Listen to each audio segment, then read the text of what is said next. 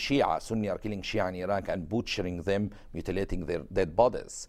So it's used by the radicals, but it is vital here for the United States to realize that the problem may not necessarily be in their foreign policy, but in the perception of their foreign policy. So sometimes because if you changed your foreign policy, they will still find, this is what I want to tell you, they will still find a cause to hate you. They can say to the young Muslims, oh, these people drink alcohol, they allow women to swim. Yeah, so it will never end. But what about taking, for instance, a more balanced approach to Israel, or pulling troops out of Iraq?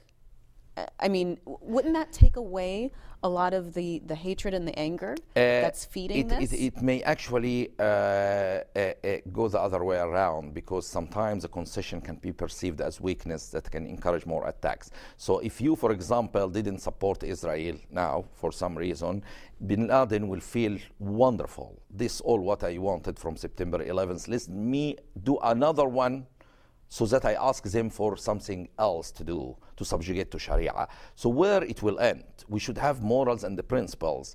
And I'm not saying to leave the Arab-Israeli conflict without solution. We have to do some effort to solve it. But just simply by withdrawing our support to Israel is indirect support to the terrorist cause.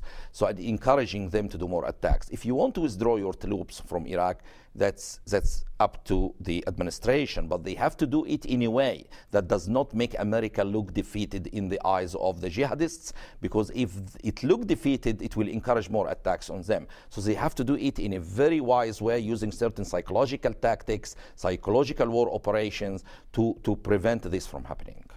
How do we catch Bin Laden? It's a complicated topic.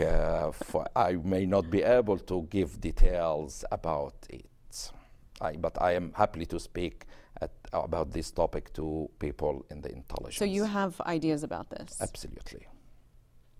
What's the most important thing you want Westerners to know about Islamic terrorism? The most important thing I want them to know is that it's cancerous phenomena. And as my wife always says, it's like bird flu as well. It's cancerous because if you ignored it, it will just grow and we will have problem later on. And if it is not manifesting now, okay, it is cancerous. It will manifest later on. So ignoring it or trying to do nothing about it will be catastrophic for us. And also, it's like bird flu, because if you ignored it somewhere else in the world, it can be transmitted to you. You cannot say Islamic terrorism is confined to this part of the world, it will not affect me. Now the ideology can reach you via the internet. The jihadists can reach you via different ways, sea or air. And whatever you are or however you are careful, you may do one mistake. And this could be catastrophic, especially in the presence of weapons of mass destruction. And the last thing I want to tell them that this problem is solvable.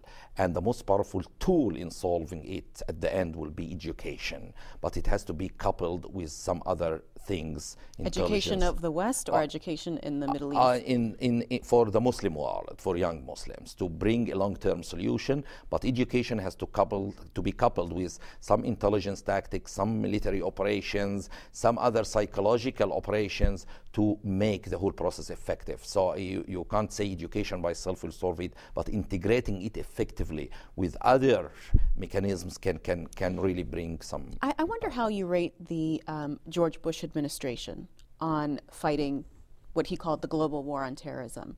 Some people would say it was very successful because we have not been attacked since September 11th. What do you think of that?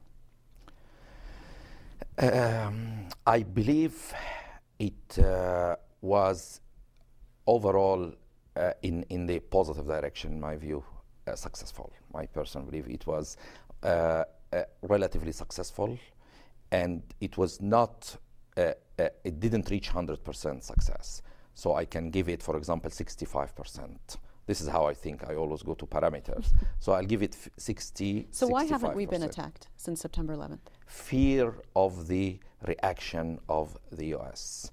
The jihadists at the end... So they're afraid of us now? Of course. They are so worried. If for one attack, your reaction was so tough, So how about, and Islam, in their view, was humiliated, Prophet Muhammad was insulted, and many books are now against Islam, exposing the teaching. Some young Muslims are even converting. So the jihadists felt the impact. It was like negative reinforcement. It was not positive reinforcement.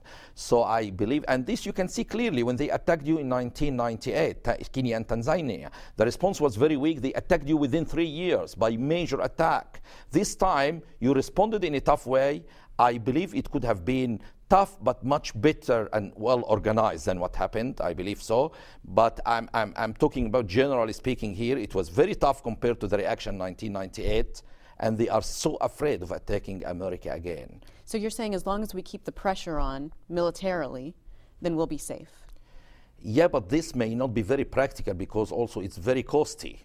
So you have to count here what do you want, and on long-term solution you might need to invest in the changing the perception to your foreign policy, or investing in improving education in the Muslim world to bring a long-term solution. This is treating the symptom of the disease, which is terrorism, but not treating the disease itself. So allowing the disease, which is hatred and violence in the traditional ways, or in the way of the traditional ways of teaching, this is a big problem, and it has to be changed. So how do you rate President Obama so far on dealing with this issue? I can't give any concrete evaluation at this early stage. So I have to wait a bit to see how his curve is directed, and you can't evaluate Kasparov in chess by one move. Okay, you have to wait to see if he's playing well or not, or any chess player. So it's very early in the game to see, to give an accurate estimation or evaluation. What about his inauguration speech? Wonderful. You think so? Superb.